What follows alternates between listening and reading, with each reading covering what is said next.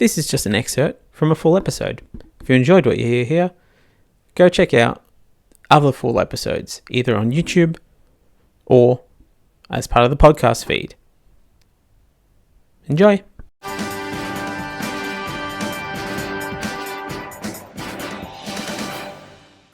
Fruit picking news now.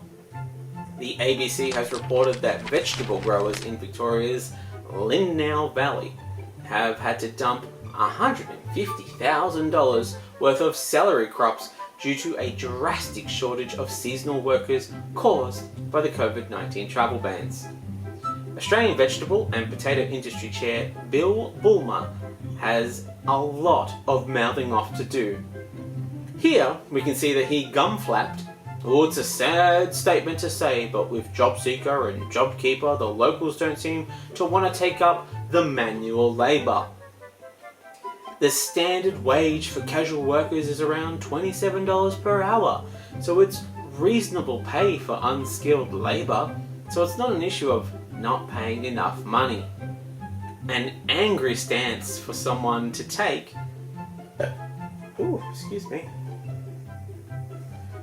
An angry stance to take for someone desperately trying to convince people that they're gonna have a good time if they come out to the farm and pick some fruit in the hot sun for hours and hours and hours on end, for weeks and weeks and weeks on end. Especially now that it is still not really a seller's market, in that the ratio of jobs to people is desperately low, but farmers don't have a bevy of workers to exploit as part of just wanting to stay here for a little bit longer, and are not really used to having to be nice in order to get people to do their dirty work. This is a whole industry built on the exploitation of workers who, in order to get their visa, must have done fruit picking for at least 3 months or 88 days, either in one block or in separate blocks, have worked in an eligible postcode of regional Australia, provide evidence of specified work, so maybe pay slips or employer references, and must apply before your first working holiday visa expires if you are in Australia. And this is one of those experiences that you can't just lie about or exaggerate on your resume, like that time that you said you were shift supervisor, because look, you did all the shift supervisor stuff anyway, and it was never formalized because you said no when it was first offered, as you didn't expect to be there for so many years and you didn't want to entrench yourself within the company. But then they held on to that and used it as a weapon for the remainder of your time there, or something like that. Or so I hear. However, the federal government previously announced a $1 million scheme to encourage city-based job seekers to relocate to regional areas to work on farms months ago. So what happened to that? I mean, the scheme mostly consisted of billions of dollars of water infrastructure, extended instant asset write-off, and telling farmers who employ young, out-of-work Australians that they could also benefit from a new government wage subsidy that they called JobMaker, implying that they will provide employers with $200 a week for each new job created for 16 to 29-year-olds and $100 a week for any new job created for 30 to 35-year-olds. I mean, still nothing for people aged over 35, because if they haven't sorted their life out by 35, best write them off, right? Right? They're all done?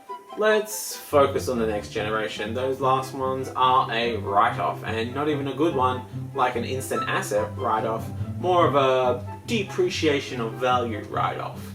Unless, of course, you're thinking of becoming the PM or a president, then you're good to go and start a job at 78. I mean, it's the only way to secure a reliable pension at this point. Best we all give it a go. Just get in line and we'll all get our government payments soon enough.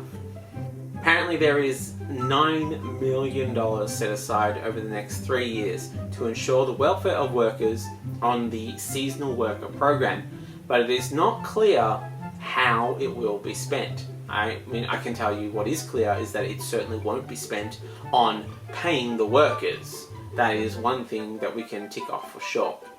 Because while some farmers flaunted attractive wage figures saying that it was possible to make $3,000 per week, even in the face of overwhelming evidence that it just isn't possible, the sheer determination of these farmers to lie to the youth and to attempt to get them to work themselves to impossible standards is the very embodiment of the battler spirit. Convincing young people who don't know any better to just throw themselves into a no-win situation again and again for some vague and unattainable ideals and promises. It's the spirit that this country was built on. That and the destruction of non-white people, which, to be fair, is the preferred method of the farmer, to destroy non-white people.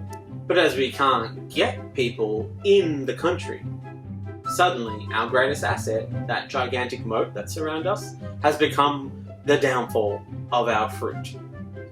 This worker, known only as Jody, who refused to give her name to the ABC, applied for at least 10 farm jobs through Employment Marketplace Seek, through the government's The Harvest Trail job board, which, just as a side note, does sound like an expansion pack for Animal Crossing, where you work for the other people's farms instead of sustaining your own due to a game-wide blight on half of the crops. But that's just my thoughts. She also looked on Gumtree, which no real surprises there. The only reliable jobs on Gumtree are the ones that require you to do the job in either your underpants or naked. And through social media, and through Agri-Labour Australia. So you'd be hard-pressed to say that she wasn't trying. Mutual obligations do only require you to apply for 4 jobs a month at the moment, and the fact that she went for 10 is above and beyond. She even tried just showing up to jobs. She says, "I figured I'll turn up with my work boots and my hat and just go to work." But there's not even an option for that because they're not interested. I have tried this same tactic at jobs that I want, and I must say that when I showed up to NASA in my blue polo and homemade lanyard and a can-do attitude, they wouldn't even let me into the staff break room. So I feel ya, Jody, I feel ya. On another occasion, she was asked to fill out a 100-question questionnaire for a job picking cherries. 100 questions. I have applied for government jobs that are classified as skilled jobs, or at least require a degree, and answered less questions than that. Most jobs that I've applied for don't ask for much short of, "Are you a thief?" and "Will you wear pants if required?"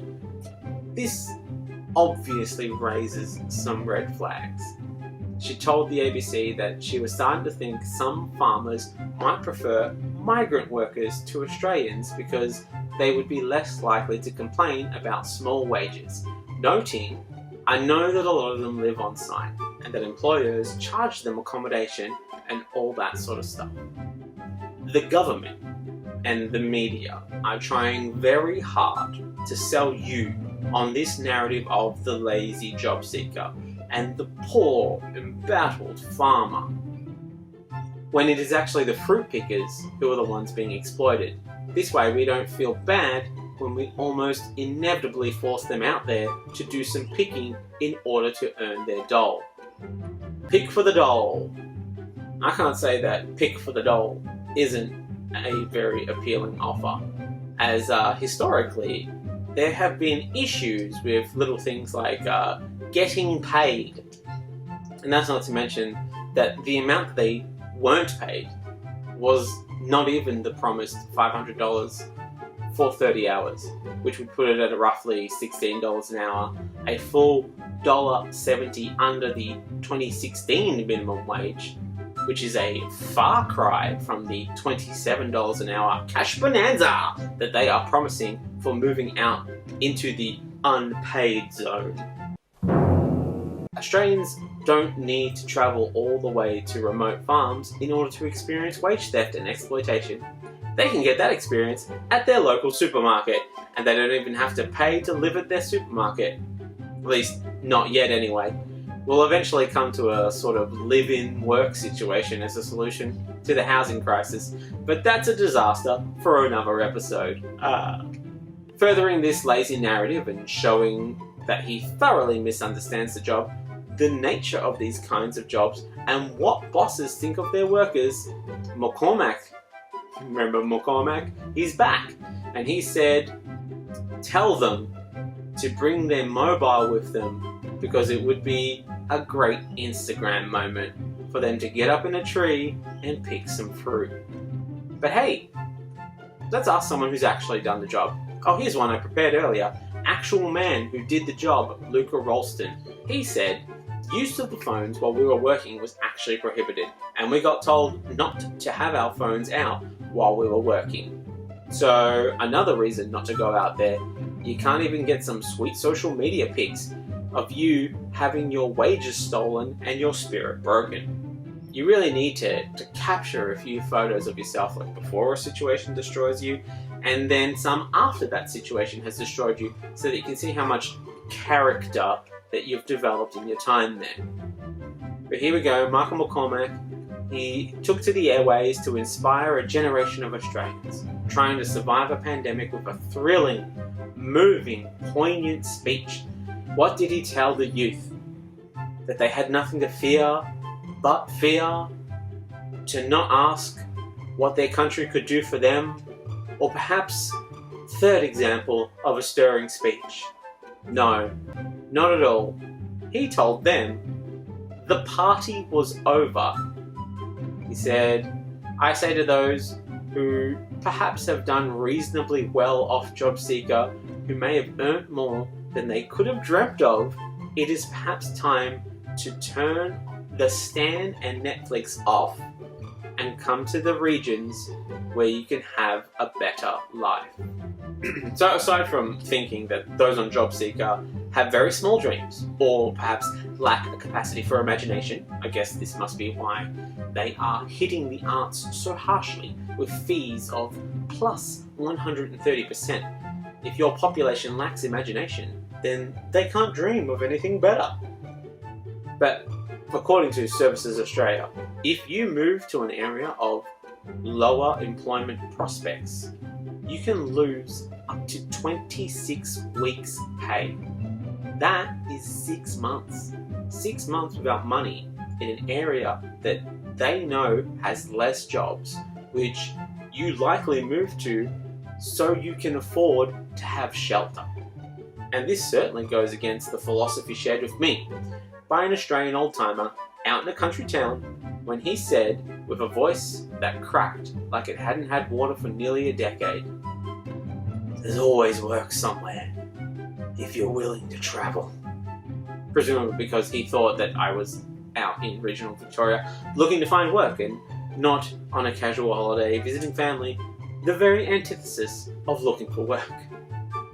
But 6 months, man, 6 months, presumably without a job or money to pay for travel to prospective job interviews, leaves you with little to do except watch Netflix.